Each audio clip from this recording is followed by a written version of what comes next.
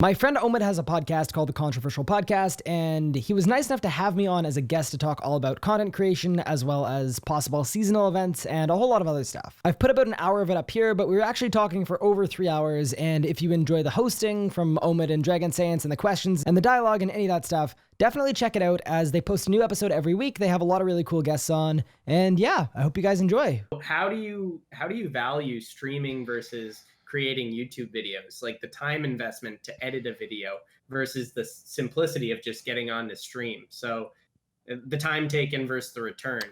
I think, what do you think about that? A lot of people have a misconception that streaming, you roll out of bed, you comb your hair, maybe you don't even, you start your stream, and then you do that enough and you'll be a big streamer. The truth is, in my experience, you need to give people a reason to watch, whether it's YouTube or it's Twitch, and that takes a lot more work than you would expect behind the scenes. I'll give you an example. Tell Us From Scratch was the most successful content I've ever created in my life. We've been planning that for 11 months. Most successful RS3 content on Twitch. And it's just, it's been, I try and not even, I don't even try and compare myself to other content creators when I can. Just flex, but dude. No, flex. absolutely not. But it was incredibly successful, which I'm super thankful for. But the prep, there's a lot more to create something like that than just, I rolled out of bed, I started my stream. So to me, I definitely, if people ask me what I am, I'm a streamer first, and then I'm a YouTuber in my own time when I can. And I do like making videos that help people and that entertain people. But ultimately, I think Twitch has made itself more of a home for me. And I think the biggest reason for that is, one, you get out what you put in a lot more. You do something like Tell Us From Scratch, you're going to succeed more than, not putting time in. Whereas on YouTube, you could make the best video in the world, and if your thumbnail isn't popping and your tags aren't perfect, that video is going to be a dud.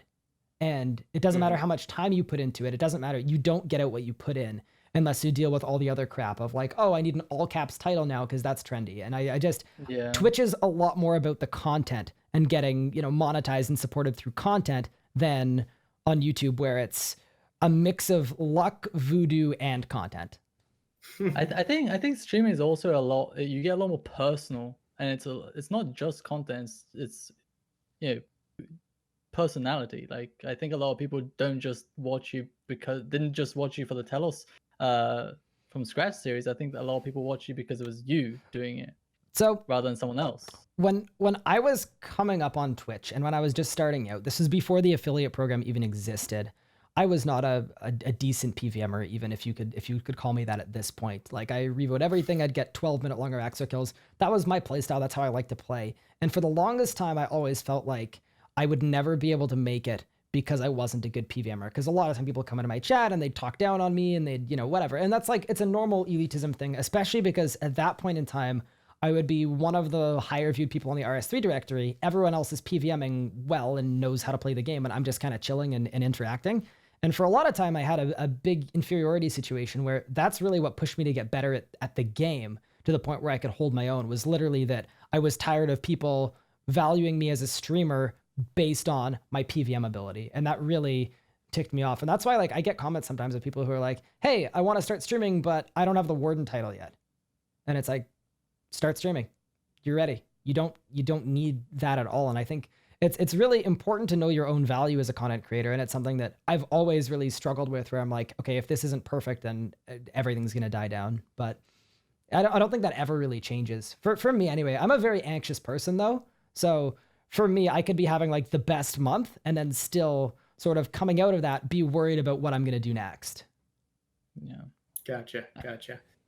I definitely think a lot of people underestimate how much like effort, like mentally, streaming can take, and like preparing all these things.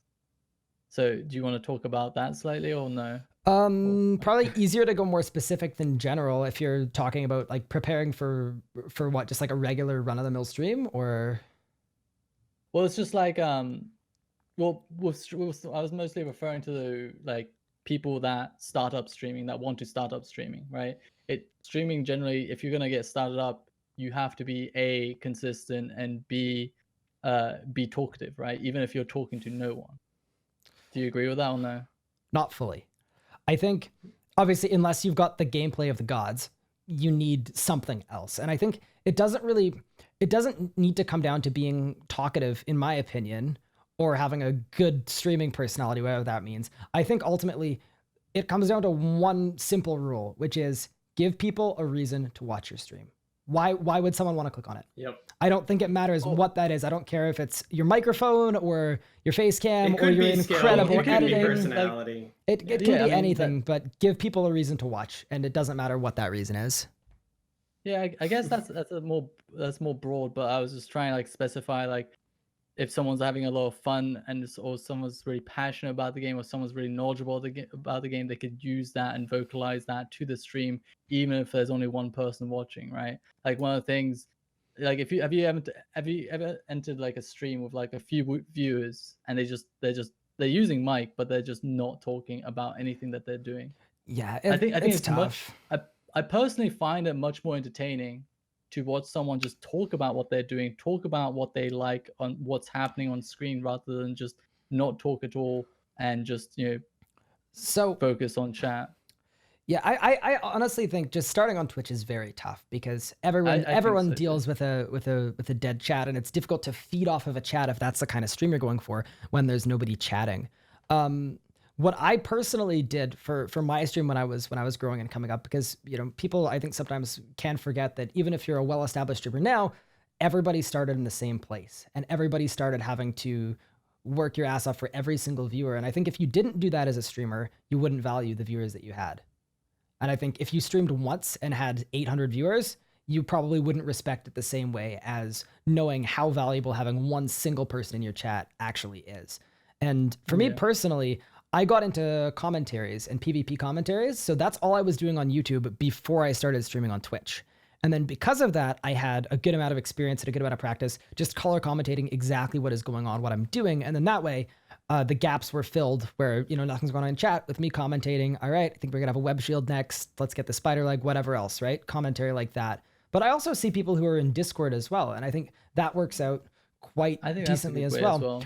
But there's a pretty big but there. I don't think you want to click on you don't want to start a stream where you're on Discord with your 17 friends and you're chilling and you're ignoring the chat and you're just like playing RuneScape with your friends. Great, cool. But your friends and the people you have on there need to know, hey, this is my stream. I'm taking it pretty seriously. I'm going to be muting and unmuting to read my chat when there are messages coming up. And you still need to take the stream first and put that first. And I think that's what a lot of people do incorrectly when they're starting. Not that there's a correct or a right or wrong way to stream, but when they're trying to grow on Twitch, they're like, oh my God, I streamed 80 hours and I only have 4 viewers. And it's like, well, you can look at your stream, but also that's still growth, right? That's still a positive. Yeah. But you need to I think focus on the content itself. You first, Omid. I just thought about something as you were speaking. I think the one thing or either thing that you need is you either need to be passionate about the game or you need to have a lot of fun playing the game. I think if you don't have either of those and you have the intention of just becoming popular, you're never going to succeed. Well, it goes back to what Ryan said about having to have a draw, right? So like the reason that I started streaming and a lot of people would tune in, right, just out of curiosity, is I tend to look for different methods that are like at like the new meta. So, and I still do that. I just don't really stream it. So like I posted a couple months ago, like the best way to AFK Spirit Warriors for like 5 mil cash an hour. And it got so many, I think it's like at over 300 comments on the Reddit post. And I did the same thing when I was streaming. I would just play how I was playing, going for 5.2 at the time, which was a lot less common than it is now. And people would come in and say, why are you doing this way? Why are you doing this way? Or I'd make that the title. Like I'd make it,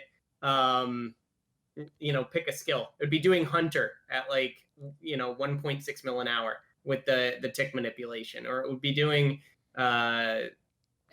just you name it, right? Any content, but I'd be incorporating like less well-known parts of the meta. So if you have a reason for people to tune in and you have a schedule, people will come. I agree with you there. And Omid, you said 2 things, right? You said passion for the game, and what was the other one you said? You have to have fun playing the game.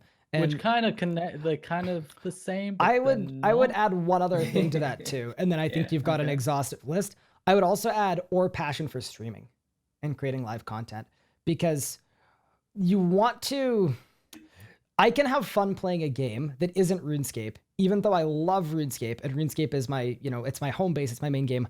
I'll have just as fun playing a different game, largely because I'm able to create content through that game. And it's my passion for like streaming it more than, and sharing it with people more than, the game itself, if that makes sense. Yeah, you're like a play-by-play announcer, kind of. It doesn't really matter what sport we're watching. Yeah. You can comment on it and go from there. In a way. So I think, and it totally depends on the streamer though. That's obviously just for me personally. And I think that's why some people fall into the trap of they've got this view count playing this game and then they switch games and then everything falls apart for them. And I think it really just depends on the type of content you're creating, where can you feed off of any game or is it specific to this one little box? Gotcha. So kind of related to the knowledge based streaming or content, do you feel that guides or like teaching streams or content meant to show players the meta, do you feel that they're less popular than they used to be? And why do you think that is?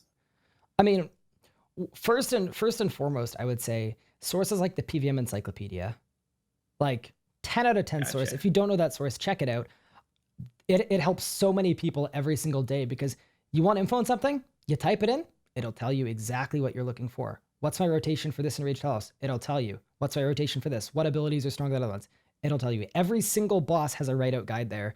And to me personally, instead of clicking on a YouTube video where it's like, what's up everybody? Welcome to today's insane guide where we're going to be learning how to do 4-man Vindicta.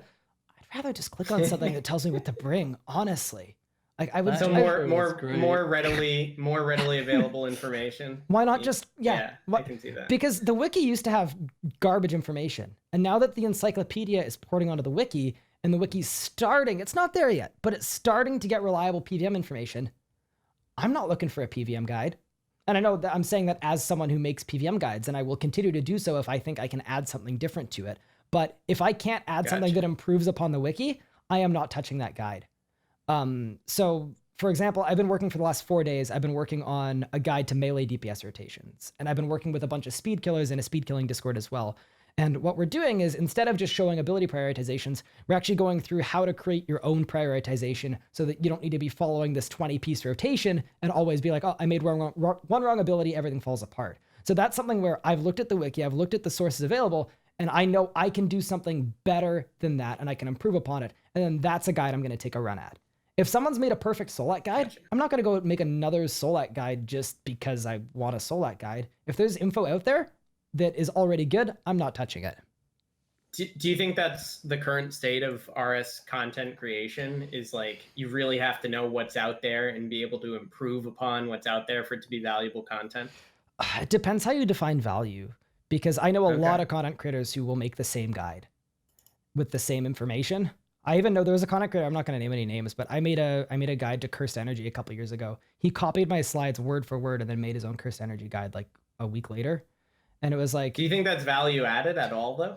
I mean, I stopped making skilling guides after that, so I guess probably was, no. But in terms of value added, I mean, the one way of looking at it is, oh yeah, well, I have a different audience from you, so I'm getting this info to other people. And then the other one is, that's garbage, that's a scummy move, that's plagiarism. I don't see the point. There are also guide makers, and once again, I'm not naming any names. I'm not here to start drama with anybody, absolutely not. And I'm not even like, trying to allude to anybody at all when I say this. I know there are a lot of people who make guides where they literally, their one source is the wiki. They don't test their methods. They copy paste the wiki. They read it word for word, and then that's their guide. And why do you think they do that? Sorry, I cut you off there. So if you make money YouTubing, or you want to grow your channel on YouTube, and you think YouTube algorithm, I need to make a video every day or every 2 days, or else my channel's going to literally burn in a fire. That's some pretty easy content right there. And I think that that is a big part of it for sure. It used to be a much bigger problem with something we used to call Munkle math. I mean, actually going back to it, one of the reasons I started streaming was because I wanted to inform people of like what I consider right and all the like the tick minute methods and all the like the high skilling methods and stuff. That was one of the reasons I started streaming, is because I loved, putting out information and stuff and helping people. I completely forgot. Sorry. Absolutely. Do you think these people like have lost their passion for RuneScape, for video making? Like, why do you think they're taking such shortcuts? See, I will always respect Monko. because Oh, no, what? just wait. No, Wait for what I'm getting at. Chat. Because Chat. wait, stop. Because when he lost his passion for YouTube, he milked it for a bit. He realized this isn't working, and he said, "I'm making good money doing this, but I'm done because I'm just not feeling it." And I respect the heck out of him for that. You can say what you want about his guides or his like Monko math or whatever, but I have a ton of respect for him saying, "You know what? It's time to hang it up. This isn't what I want to be doing. I could keep milking it for another couple of years." I'm sure he was making bank, and he said, "You know what? Was he full time? I'm stepping." Oh, he had like 90K, 100K subs. He definitely, for that time where Wait, CPMs are at, Did he 90K? he was big. Yeah. 90K something like back that. then is a lot. Yeah. No. That is respectable to walk away if you. So don't anyway, have passion. I have a Yeah, ton I of respect 100% for him for agree. that. But as for why people take shortcuts, my honest thought, and this is like this could be interpreted the wrong way, but I think controversial podcast, that's what it is. I think a lot of it comes to, if no one is going to call you out for doing it wrong, or the majority of people are still going to be helped by you coming out with a semi-right guide, you might feel like you don't need to test your methods because there's no better alternative for people watching. So I think that's why, and this is something that I've talked about before, and I've spoken with Jagex about too. That's why I think it's important to inspire content creators and content creation, because the better everyone's content is, the higher the floor goes. It raises the bar for absolutely everybody. And I think that's something where the more competitive the environment is, the better content you need to actually survive. So if two people put out a light guide and one is like unreal, it's got everything, it's like got annotations, it's like, it's perfect, the info's accurate, up to date, and there's even things like, hey, this is the wiki page for this, by the way, in case this guide gets out of date, I'll make sure to leave it as the pinned comment, stuff like that. And then someone else who's just reading the wiki, you know, the people watching can differentiate those two things and say, okay, this is where I'm staying. I'm maybe not going to go here anymore. And I think that's a big part of it. So let's keep going with the list of questions. So how do you see the current state of RS3 content creation? Like, there's a lot of series that are going on. You recently just concluded a series of your own. Where do you see the landscape right now for RS3 content? Honestly, I think everything's burning and we're all going to die. No, I'm kidding. I think the RuneScape 3 content, people talk about it like, oh my God, RS3 is dying. RS3 has been dying every single day I've gone live in the last 2 years. Not dead yet. That's true. And I think the RuneScape 3, I'm not going to speak on YouTube as much because I'm not as active on YouTube. I'm not as prevalent on YouTube in terms of just, you know, what my focus is and what a lot of my time goes into. But on Twitch in particular, and also the last question, I kind of spoke about YouTube a lot there anyway. If you look at the size of RuneScape 3 Twitch compared to where it was a couple years ago, you would see tremendous growth. And I think people get lost I've in seen that from the outside, People get lost in the game's dying, everybody, quick, get your Reddit torches and pitchforks, game's dying. The game's been dying since 2006, so I take that with a grain of salt. And I think the growth on Twitch has been fantastic, and I think a lot of that is carried by a lot of up-and-coming content creators who have been inspired to start creating. Like, if you had me rattle off a list of affiliate streamers who I think are fantastic, it would be...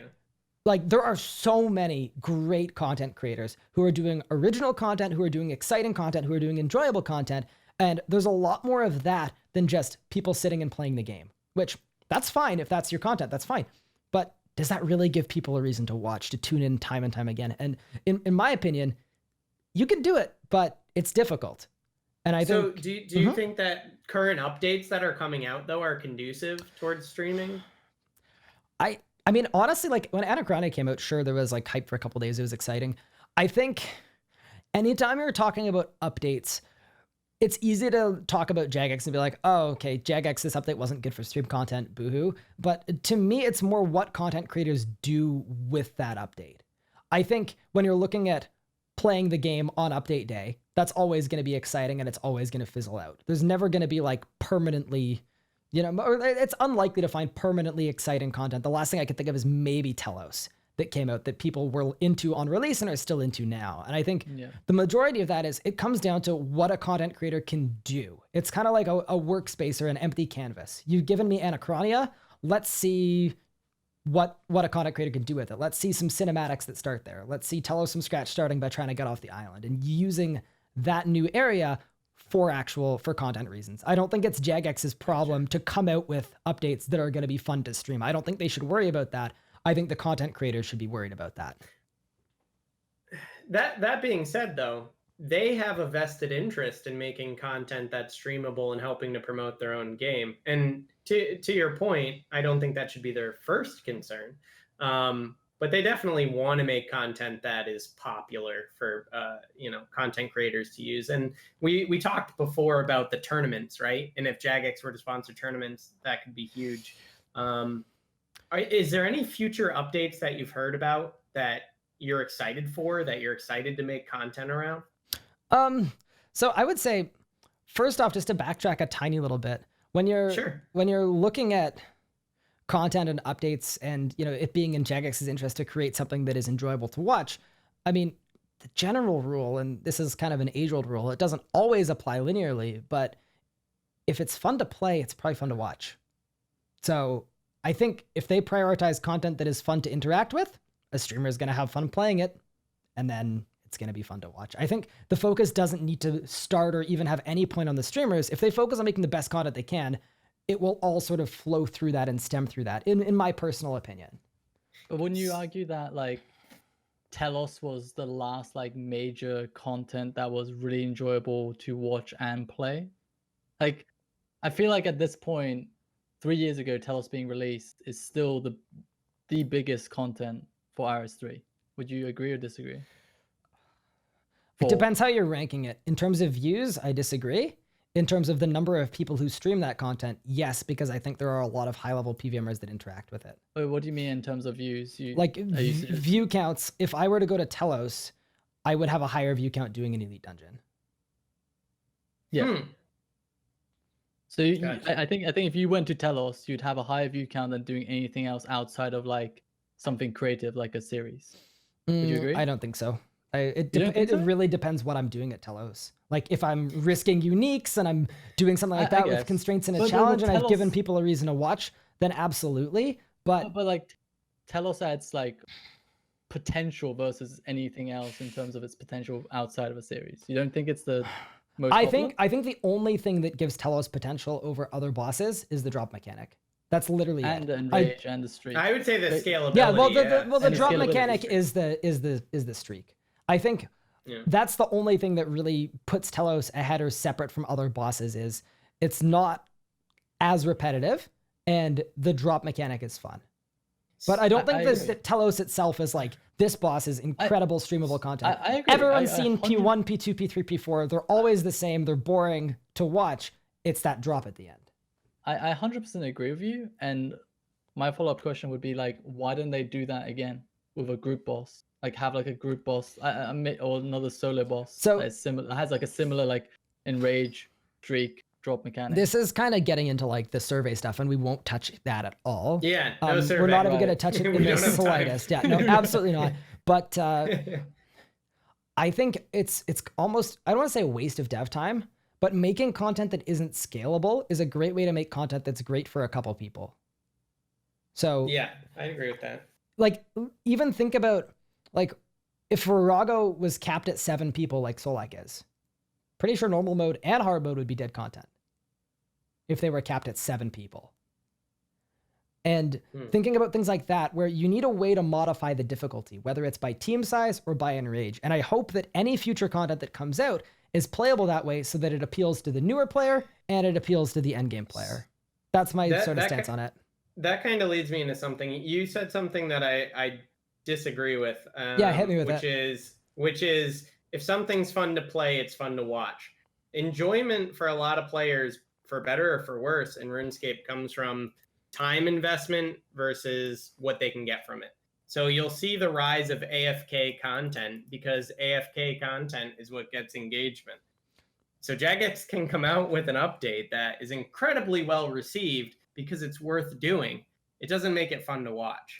But right? So would you consider it being worth doing, like AFK content? Is that really fun to play?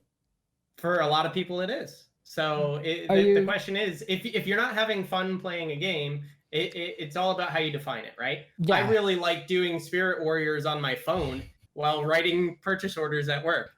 So You know, it depends but how you it's- define. what is fun? It depends how you define fun. And for you, Yeah. and for Jagex, if they're defining fun by the number of people interacting with it, the more people are going to interact with whatever content is the easiest to do. So AFK content. Yeah. It's For open better to or most worse. players. I don't But think it's a I good personally thing. don't think that's indicative of fun remotely and enjoyable moments personally. But it's a personal thing where it comes down to your own personal, look on what fun Unfortunately, means and what fun it's is. easily measurable though. One of the things that Jagex looks at all the time is engagement rates. If a lot of people are doing something, they believe that to be value-added content. So it's tough to say that something that's more streamable is more fun or vice versa, because something like Telos, less people are going to do Telos than AFK Slayer, right? But does that make AFK Slayer more fun to watch than Telos? I think the So, answer Does is that no. make it a more valuable piece of content? Yeah, exactly. What's more valuable? Yeah, and I don't know. I will redefine fun for me personally, just to backtrack to my earlier point, where fun for a streamer, I'm pretty sure if you're watching a stream, you can tell if the person doing it's having fun. They're laughing, there are things going on, there's commentary, like you're engaging with the content and the content is engaging back. And for me, that is what personally makes content fun to me. And that's why a boss like Telos is fun to watch and fun to do for me. It kind of feeds out of the engaging nature of the boss encounter. But I totally agree that Jagex's metric on that is going to be completely different from my own, because I'm a player, I'm a streamer. I'm not looking at the numbers and the engagement metrics. So how would you recommend that they look at quantitatively what content is good, what content is value added, other than how many people are doing it? So I think that's the biggest problem they have right now, personally. And I think part of the problem with that too is then they've got the investors who are looking at it as well, and they're using the player numbers, which is why, once again, just to bring it back to that, you have a DXP weekend right after Anachronia comes out. It's so that they can go, look guys, we released Anachronia, and now people are playing the game. And to see Jagex having to do stuff like that to like not to finesse their investors, but in order to get funding for future updates, a little concerning, in my opinion. I agree. But ultimately, there are definitely worse metrics you could go off than, how many players are playing the content. But this is not a good solution, but literally number of clicks would almost be better than the number of people who are engaging with it. So you want Fishing Frenzy and Charm Sprites to be the intensity level for all content that comes out? Well, if people are willing to do intense content, I don't want to frame all content like that at all, but if people are playing intense content, that should be more, someone doing Telos should be more valuable in Jagex's eyes than someone who's moving their screen once every 5 minutes. Those should not be valued the same as one-to-one. They can't be. Gotcha. Yeah, he didn't mean like what's more click intensive, it's like what is clicked more by players in the game. Yeah. Basically. Gotcha. So if people aren't doing Fishing Frenzy, even though it's really intensive, and no one's doing it, it's still 0 clicks. Yeah. That's exactly what I kind of like that, but I don't know how can they do that. And they definitely can do that. They absolutely can. I mean, there's no perfect way of doing this. Let's be real. Right? No. That's why I was just asking. What would you recommend? Yeah. Because we know they use engagement. Right? The amount of players they engage with, the amount of hours that's spent on it, having like player to JMod interviews, like none of these are perfect. Yeah, chat's gonna have a field day with that one, but wait, what what I said. Okay. With clicks in terms of over number of people engaging with it. That idea, but actually, I never thought about it. The honest answer is, Jagex has their own in-house analytics. They have all the info, right? They have this information, so shouldn't they be paying someone to figure it out? Like they should have someone being paid to figure out how to best use that data to engage. But anyway, that's what I would say. Also, you guys are lagging a little bit, and it's maybe a little concerning. Oh yeah, I did notice that. Was that just Discord or was that me? I thought it was just me. It's just Discord. Let's see if it fixes. I think we fixed it. All right, we're good. We out here. All right. Keep it rolling. So speaking of like, you're gonna do it? Okay. Well, I was just gonna keep going. Well, I was gonna skip the number 6 and go to. No, I think number 6 is important. Okay. Go do ahead. you think Here you can Jagex have? Oh, go ahead. Do you think Jagex have provided enough support for content creators like Runescape? And what can they do to support content creators outside of creating content around the This creators? is a tough one for me because I want Jagex to support streamers. And I think it's detrimentally important that Jagex keeps streaming in mind and doesn't forget about the content creators. I think it's important there's a dialogue, but I do get very tired of streamers going, Jagex didn't put out a good update for me to stream. Streamer, that is your job. Your job is to figure out how to make this enjoyable. The same way you harp on Jagex to do their job, you need to do yours. Yeah. So absolutely Jagex could do a better job coming out with content that's like super exciting to stream and, you know, and make it enjoyable and playable and everything. But I also don't think it's necessarily their responsibility to make sure that every streamer is, you know, regardless of what they're putting in, getting out exactly what they want. That's sort of my take on it. Speaking of creative content, keep going. Yeah, go for it. Oh, I was gonna follow up with question 9 if you don't mind.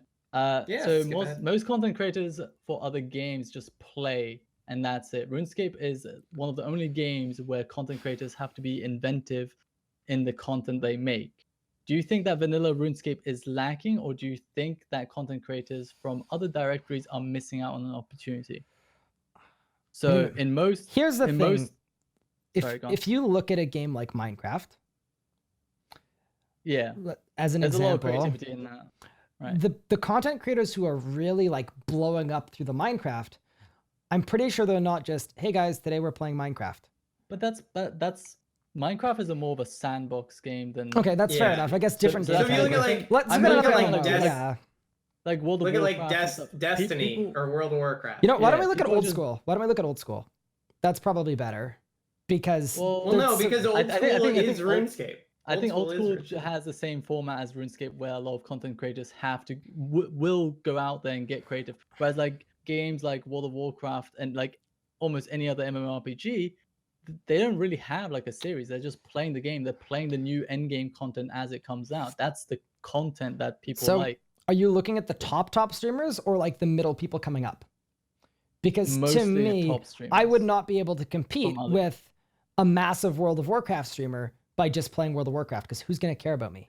No. What Omid is saying is for World of Warcraft, the top streamers are just playing like new in-game raids. Yeah. And for RuneScape, people are more inventive in doing these abstract series where they set their own restrictions. Yeah. Do you think that World of Warcraft could benefit from doing these I need to tie things together a little better. Once you've established yourself as a massive streamer, I think your content is as important as your personality and people knowing you. So I think if you look at someone like Bodhi, for example, who I love the guy, I've got a ton of respect for him. At this point with his stream, he can, you know, he's got a hardcore, people are invested in watching it. People, you know, I will back to my big golden rule of give people a reason to watch you. Here's my reason to watch Bodhi. It's Bodhi. And when you're coming up on Twitch, you don't have a reason like that. No one's going to watch you if no one knows who you are, unless you're giving them a separate reason from that. That can't be your reason to watch your stream when you're coming up. So I think if you're coming up in World of Warcraft and you're trying to, you need to give people a different reason to watch you, or you're just not going to grow. Well, the thing is that in most MMOs, there's content always coming out that's pushing endgame, and that is the reason. Whereas RuneScape does not really do that, right? Like, when did we last have a endgame content? I guess you'd call ED3. ED3? I would say ED3. Yeah. I would call ED3. I would call it. Really? Yeah, solo ED3. It depends how you it depends how you define endgame. It's super easy and people had completed it within minutes. So if that's not endgame, then actually, you know what? Thinking about it, that's not endgame. Never mind. Yeah, I would say it's Solak. Yep. Right? Solak was how long ago? A year ago? May of last year. Yeah. So yeah, that's mainly what I'm trying to get at. Is that in most games, like imagine if you had Solak every 2 months. You probably don't even need to like content create much. You just like that would definitely You just play the content and maybe do some challenges around it, but you wouldn't probably have to put in the time and effort to create a huge series on something. That's very true. Yeah. But then again, are those people missing an opportunity by making series like Tell Us from Scratch? I think most content creators don't put that much effort into their content, like most of the MMORPG streamers. I think creativity carries a lot of value. I think creativity is a fantastic way to differentiate yourself from everyone else who's effectively playing the same game with the same face cam and the same microphone and the same skill set. And I think in that sense, creating original, exciting content, it's valuable by itself just for the sake of that. It's not needed for view count reasons, but it is needed for, differentiating yourself, growing your brand, growing your own repertoire. So for a new streamer, an up and coming streamer, being inventive, whatever game you're playing, is much more important than for established streamers. That's a good answer. That's my personal take on it. Yeah, that's what I think. No, you're right with that. I was mainly talking about for like the high end streamers. Yeah. For the R3 directory, like you, for example. Why don't we relate it? Why don't you ask him number 7? Number 7. All right. So where do you go from tell us from scratch? So you basically took one of the most popular bosses in the game, let's say the most popular, and one of the most popular series types that's ever been related to RuneScape, which is from a scratch series, and you combine them and you put so much effort into everything. I didn't want to get into specifics because I felt like I list a bunch of things. But so where do you go on from here? So first off, just like, thank you. Cause it means a lot that something like that was creative and was so well received, because I've never done a cutscene before. I've never made a cinematic. People fucking loved it. I'm so thankful for that. It's so cool to see. As for what comes next, it's tough because the minute Tell Us from Scratch ended, what's the next thing? Yeah. And I would imagine I hope that's a lot of pressure, but I would imagine it has quite the weight on you, honestly. That was my first thought when you finished. I was like, Ryan must have quite the hard time, processing this, if you don't mind me. Yeah, no, absolutely. Where it's kind of a scramble. That series itself was a scramble, getting it done and getting the cutscenes out, and we had to shoot the cutscenes while the series was going on, because the cutscenes had our gear and our setups, and the dialogue was based on what gear we had. So I was writing cutscenes between streams and then filming them and then editing them and everything. And then as soon as that ended, you can't really stop or slow down, because all of a sudden people want the next thing. And that's part of the content creator life cycle. And I know it ties into one of the later questions I think you saw there, which is do you feel guilty taking time away from the stream? And I think it ties well into that, which is just, the content first, right? You need to be putting out the highest quality stuff you can as often as you can. And it can be hard to do that continually. So yeah, there is a lot of pressure for that, and it's definitely anxiety provoking. As for personally what's next, what I've done is I've got a week-long sort of series situation that's going to allow me some time to get back on my feet, to figure it out. And then I have a book full of video ideas and stream ideas and content ideas. A book? An actual book? Like a physical book that I write in. How many pages is this book? Do you write it in bed? Because I used to write a lot of ideas when I go to bed, because that's when I have all my thoughts to myself, and I just I actually don't write in bed, because I currently am sleeping on a mattress on the floor, because my streaming room doesn't have enough room for my lights and my green screen and a bed frame. That's some sacrifice. So it's just a mattress on the floor, so I don't have a bedside table or anything. But it's for the battle station. It's critical. So how do you feel your ideas like what do you do to flourish these ideas? How do you come up with inspiration? What do you do? I'm not gonna lie and be like, oh yeah, I've got the next 10 Tell Us from Scratch figured out, done. That was lightning in a bottle. That was fantastic. And trying to outdo that next, and setting Tell Us from Scratch as the baseline for my future content is going to be extremely stressful and extremely difficult. But in terms of the ideas that I do have for content, for videos, for series, they'll come to me at random times. Sometimes someone on stream will be like, hey, have you made a guide on this? And I'll throw that in the book. And it's probably something I don't touch, but I just get down as much as I possibly can. And then if I'm ever at a point where I'm dreading going live because I don't know what to do, I can sometimes consult that and figure out, okay, these are some things I could actually do today, give the stream some purpose. Because for me, I'm still trying to grow my Twitch channel. I'm still trying to expand. I'm still trying to, put out higher quality content every time. So I don't like kicking around and just today, guys, I'm going to play the game because I don't have anything planned. I absolutely, I really dislike that. So whenever I can help it, there's just a lot of, consulting stuff and just, it literally comes down to just trying to figure something out in a short time frame. And then sometimes it works out and sometimes it doesn't. Like I've definitely done some series that have been absolute duds on Twitch where I thought they would do better than they did. And then Tell Us From Scratch would be the complete opposite of that. And it just, the cycle is so short for content creation that it doesn't matter if one thing's a dud. You just done, on to the next one. Tell Us From Scratch, great. I'm not taking a month off. I'm on to the next one. Yeah, so you said you get a lot of ideas, you know, at random times, whether it's talking to people or seeing something. Where do you draw the line between taking inspiration from an offhand comment and borrowing or stealing somebody's idea? What's the line this for is you? such an important one to me. So if someone gives me an idea for something, they are getting full credit for it. And I don't see any shame, and some people do. I don't see any shame in saying, hey guys, this idea was because of this. I took inspiration from this. And I think more people need to do that because there's some feeling like, oh, if this isn't original, like he copied, he's an idea stealer. The only people who get called idea stealers are people who don't credit the people who inspired them. I don't think anyone has ever said, like people message me like, hey Ryan, I want to do something like Tell Us From Scratch. Can I? And it's like, yeah, of course. Just, you know, if you want to let people know, hey, this was inspired by, that's cool.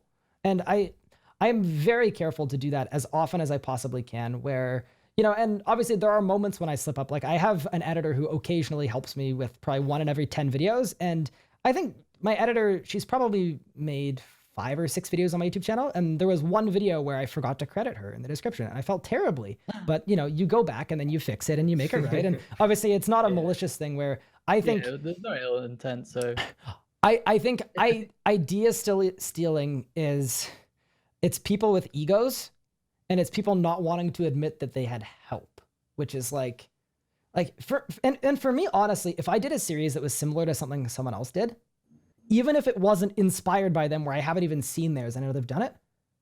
Why not just say, yeah, this was inspired by that? That's sort of the approach that I take.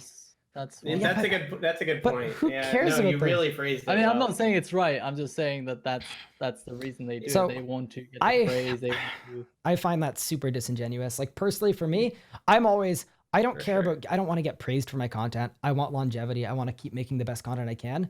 So I'm not trying to come out with something and be like, this is the best and this is mine.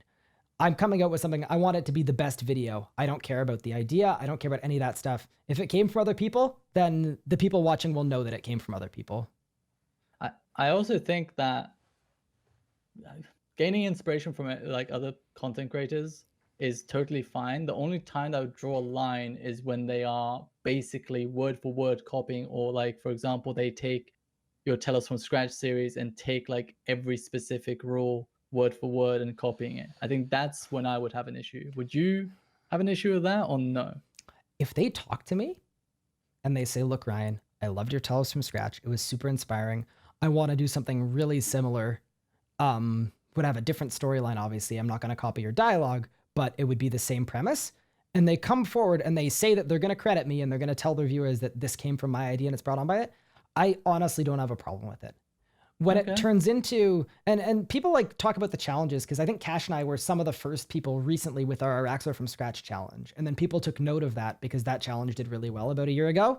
And then what followed is everybody started doing challenges. And I'm not out here like, oh, I copyrighted the word challenge. That's mine. That's mine. That's mine. Other people did. I think someone else did a challenge as a race to a Nox weapon. I didn't get I didn't get 1 iota of credit for that. And I don't think I need it. It's a challenge. It just becomes a thing. Like there was a time when Iron Man wasn't an official game mode, right? And nobody copyrighted being an Iron Man or playing a self-restricted account. So I think it is important that the game grows, you know, whether or not you get credit for it. But I think you made a really good point, is it doesn't cost you anything to say somebody inspired me to do this. Exactly. Or watching some video inspired me. That's 100% what it is. And to me, why wouldn't you? Like, I think it gives you more positives than negatives, honestly. If you absolutely. Like, does it make me look weak to say that Araxor From Scratch was? I hate that mentality. Was related to RuneShark's Godsword set from scratch. Does anybody care? I feel like it's I hate the mentality of like, you know, being perceived as weak. It's so stupid. Asking or apologizing or talking to people. I agree. Get that to me, it's garbage just out of really, here. immature and it's child. I don't know. I just can't stand it when people are like reluctant of apologizing or reluctant to talk to people or reluctant to resolve issues. Yeah. It's just one of my biggest pet peeves. And Being online all the time. I mean, you're a fair bit older than me, so I assume this is probably even worse for you. But how do you react when you're in the content creator Discord, right? Yeah. Okay, so how do you react, and without naming any names or anything, because that's not the point, because it happens all the time. How do you react when like people are like acting like children in there? Like, are you looking at it like, please just be an adult, please, God, be an adult? Because I'm looking at it and I'm like, because none of this needs to happen. Just talk. I talk to them. Yeah, talk to them. Yeah, I literally like, Ryan, you should know this. I've come to you like 10 times, dude. I'm like, Ryan, I have an issue with you. In private, you don't do it publicly. I think doing it publicly is a bad way of doing it. You go into private, you talk to them, civilized, with respect, with the intention of solving the issue, not with the intention of escalating or just like flaming them. Like that's not going to solve anything. I fully agree with you there. Like, and you talk like human beings, and yeah, it's sometimes it's not just there; it's just everywhere. Everywhere, like every community has this, and that's why like dramas occur, and that's why groups disband, is because like people are like this, and it's just like. And these days, most of the time, unless it's like my community and it's related to me or I care about the person, I just avoid it. I'm kind of in the same spot, and it's one of those things. That's one of the things I like and respect about you so much, is that like the number of disagreements we've had that have been resolved civilly. That's unreal. Yeah. That's literally what you want. Guys. I don't think you want like you don't want to be friends with someone.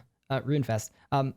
You don't want to be friends with someone who agrees with everything you say. Like that's no fun. Oh, for sure. That's absolutely not fun. Yeah, that's why me and Gunners are like best friends since 2007. Yeah? We met on a disagreement. We met on like a very heated disagreement. Oh yeah, we were pissed. You shouldn't use a whip at blue dragons. You should use a Zamarakian spear. No, idiot. Yeah, and that's how me and Gunner became lovers, and we're still together. Yeah. So anyway, that's my stance on all that. and to go back on it, that's another reason why I started streaming. I love meeting new people, new perspectives, new opinions, new visions, because it broadens my horizon. It's just like, and it's also fun to give back as well. Like, I love that about streaming. I wanted to add one other thing to this discussion, because I think it's a good discussion. I'm not trying to sit here and be like, I am the perfect mediator in these situations. And there definitely have been situations with me where I haven't done a good enough job communicating or reaching out to people. So I just wanted to say, I'm not framing this like, hey guys, I'm Ryan, and this is how to live your life. This is how to act. This is how to be. I definitely don't think I am a perfect example of this. So I just wanted to kind of get ahead of that and say, there are situations with content creators that are relatively well documented where, I haven't been, the perfect person. And then since those moments, because they're in the past, I've always tried to go back and I'll call them up privately and we'll talk it over. And, that happened as recently as, let's say 4 months ago with a content creator, where I felt like I'd probably been rude to them without it being my goal to be. And, I wasn't sure how they felt about me because of it. And I wanted to call them up, and we had a one-on-one chat where I just said, I am really sorry for treating you this way. And I feel like it probably didn't make you feel the best. And I just wanted to say, I really don't feel that way, and I'm happy to have you here. And I think it's something like that it's good to learn from and humble yourself in those situations. But it's definitely not something where I'm like, I'm perfect at it, because I'm not even close. It's something to try and get better at as you move on. It's much more important, and this is right as you outed Omid and I as boomers. It's much more important to learn from mistakes than to avoid making them. So I definitely had my share of online drama too, but you learn from it. And if you don't learn from it, then you keep making those mistakes forever, and it's just this awful cycle. But I wouldn't worry about making mistakes. And I also want to go back and like, it's perceived as weak, but I would actually, I admire it. I respect it. I see it as strength, honestly, when people do that, when people approach me and go, hey, Omid, I have an issue with this, and this, in a civilized way without attacking me. I'm down to have a discussion. I'll talk with you all day until it's resolved. Yeah, I honestly, I respect that so much. And just as an open thing, if anyone has an issue with anything resolving me, or you feel like I gave off a vibe or whatever, it's definitely something where like my DMs are open, and I'm sure Omid's the same, where it's like, Yeah, I would love to talk it through with you, because 100%. if I wronged you in some way or I messed up, like I want the opportunity to, make it up to you and explain my reasoning. And then, hopefully we can end up friends at the end of it. I had a message 2 days ago where someone resubbed, and he messaged me and he was like, hey man, I just like wanted to make sure you were like cool with me, because like when I subbed, like you weren't like that excited about it. I just wanted to make sure like you didn't hate me or something. And I was like, oh my God, thank you so much for writing me, because that's not at all what I was trying to give off. It was probably just a different time in my stream, or I wasn't feeling well that day. But if that person doesn't message me there to talk about it with me, then that person is then going on thinking I dislike them for a long period of time. Yeah. I mean, sometimes streamers will have like bad days and being like, maybe they'll be tired, they'll be in a bad mood, but I will never put myself, I will not like put myself out there in a way to please people. I put myself out there in the best way that represents me. And sometimes when I'm tired, or when I'm grumpy, or when I'm dealing with disconnects and gonna, how the fuck, are you fucking serious, dude? You gotta give him the fucking prime? You don't get it this month. Sorry, Omid. Holy shit! I was trying to keep my cool. I'm slipping into your DMs with my fucking issues.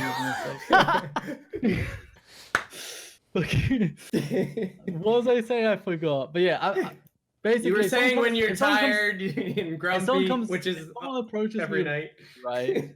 And I disagree with them, or if I was in a bad mood, or if I was tired, I'll I'll just like present myself the best way that in the best way that describes me. I'm really fucking angry right now. So I was gonna say you're rambling, Omid. You're rambling. Words. Get to the point. This is actually like cheating. I think Gunnar just cheated on me on stream. Sorry, it had to be this way. I found my favorite host. Oh God. Okay, so next question. How do you deal with criticism?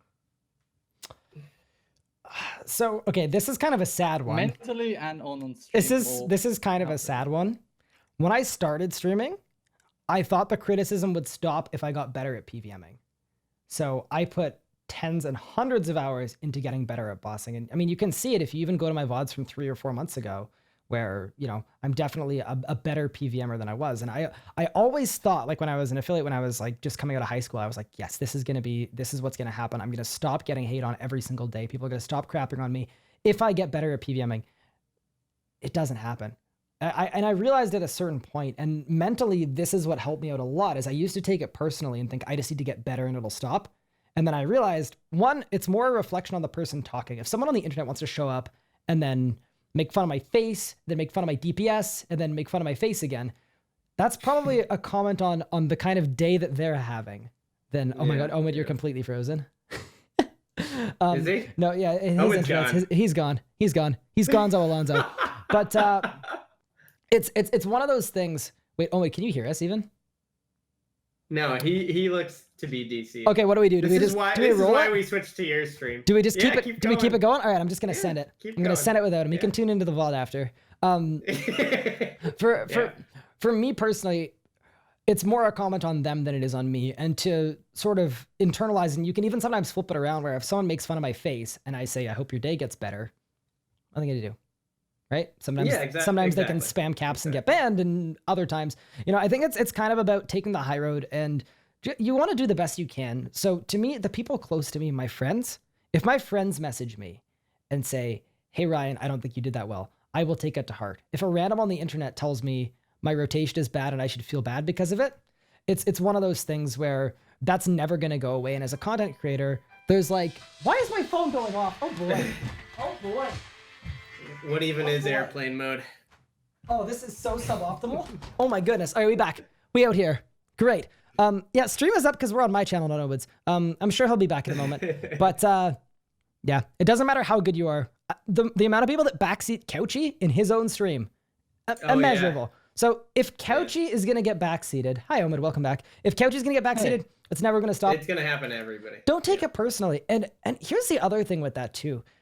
sometimes as a PVMer, you look at people's streams and they're not great PVMers, and you think they're bad at streaming because they're not good at PVMing. Or you also look at them and say they're clearly just like, they're not smart because they're not good at PVMing, or whatever else you can do. And all of those assumptions are, you know, they're kind of silly because not everyone's playstyle is going to be that. Not everyone's trying to be the second coming of Couchy. You know, I don't want to. I don't want to be like Omid when I grow up. You know what I mean? What? I'm joking. But and I think it's important to remember to allow people to play within their play style.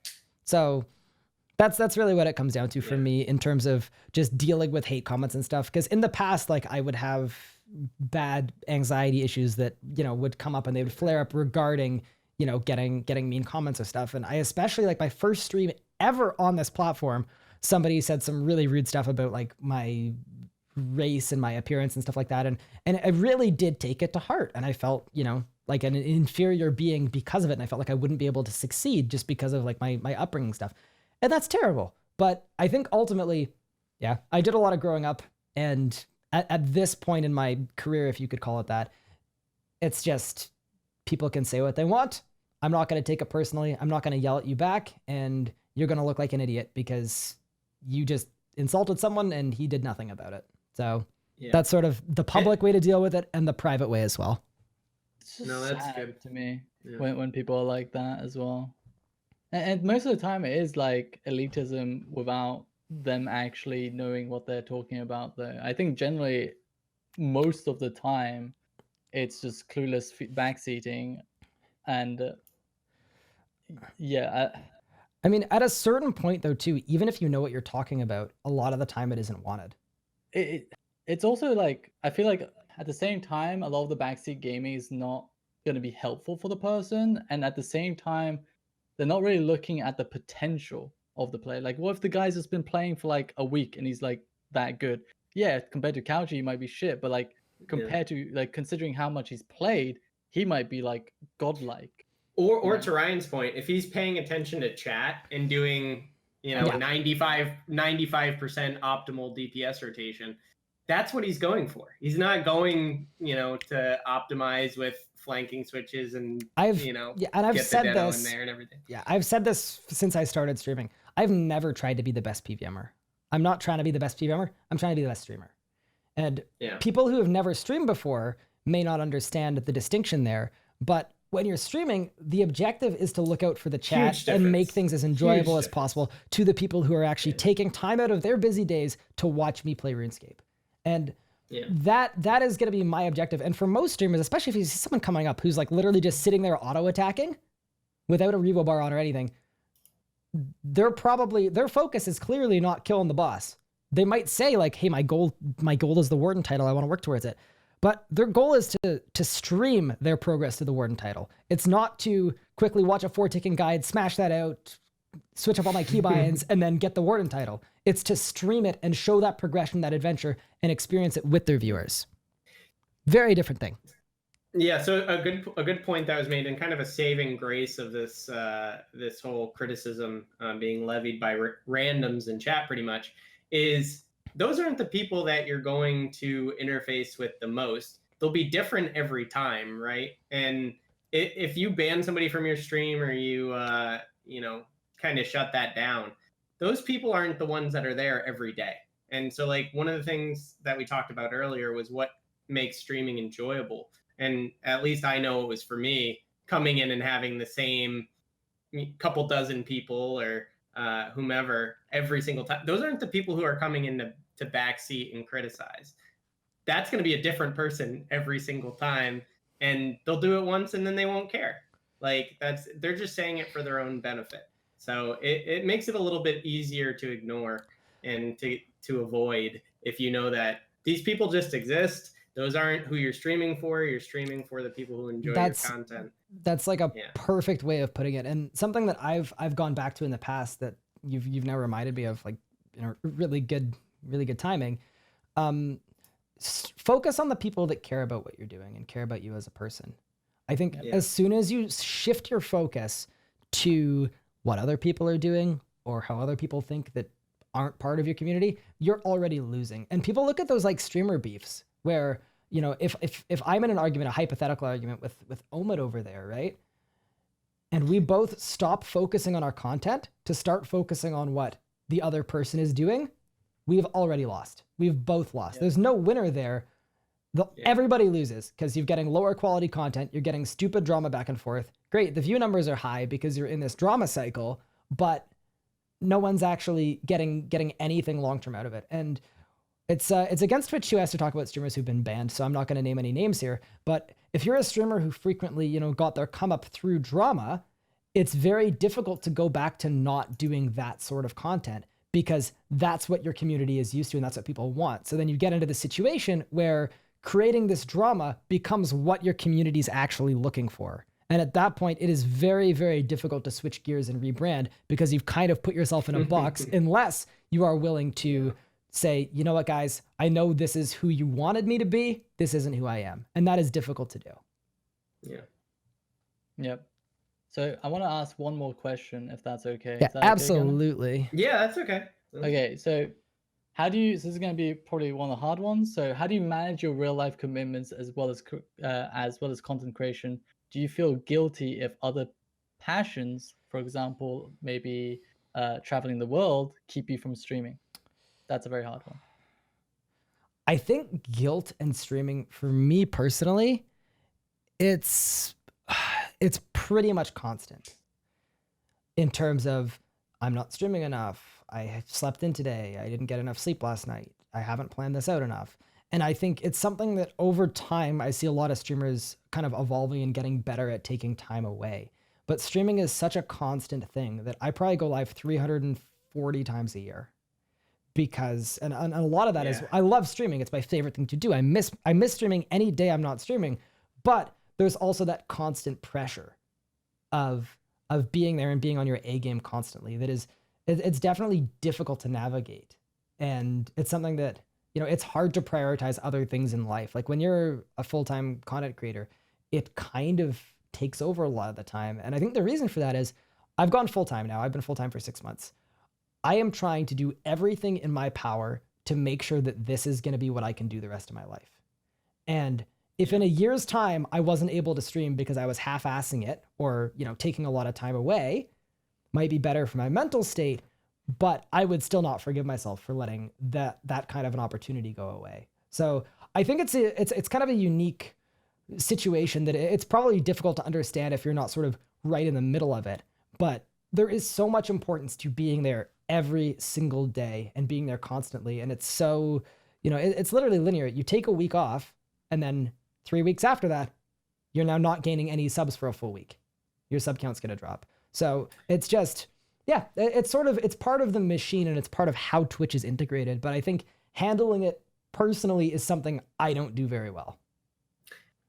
Do you feel that, and this might be in your personal life or just what you've noticed when interfacing with people who don't understand that commitment? People say like, oh, you should go get a job, right? You're just playing games. You should go get a job. I don't think a lot of people, again, as you said, unless you're involved in that level of dedication, it is a job. It totally is a job.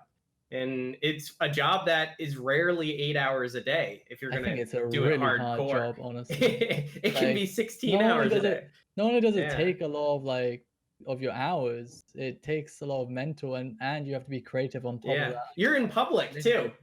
If you're a public figure, if you're working in an office, there's nobody there criticizing your every step. So do you deal with that a lot? Have you dealt with that? Again, either in your personal life, or what do you see as the big problems with why people say, oh, you're just playing games? So the you're just playing games thing. The best way I've explained that to like family members who wouldn't understand, and a lot of my family members look down on what I do. And to me, so my background is psychology. So I've almost completed a full psychology major as my undergrad. And if someone doesn't take the time to learn about my stream and what's going on with it and how it works and the business side of it, and then they're saying you just play video games, that's a reflection on them not caring enough to ask the right questions and get into it. So I'm not going to focus on that crazy aunt who thinks I should get a real job. I don't care about that. But if someone wants to, you know, talk about like my, you know, bottom line and what my business model is and my marketing and all that stuff, and actually talk about the business side of being a content creator, absolutely, from an informed standpoint, I'll have that conversation. So that's something I had to do with my parents a number of Yeah. times when it was go to school, get a job, all that stuff, which, you know, I did. I worked a real job for a long time, a real job. And yeah, it's definitely what I would like to, or so what I normally do, like for that crazy aunt, is next time she flips on a sports game, hey, why are you watching soccer instead of playing it yourself? Right. Yeah. That's Twitch. That's what I do for video games.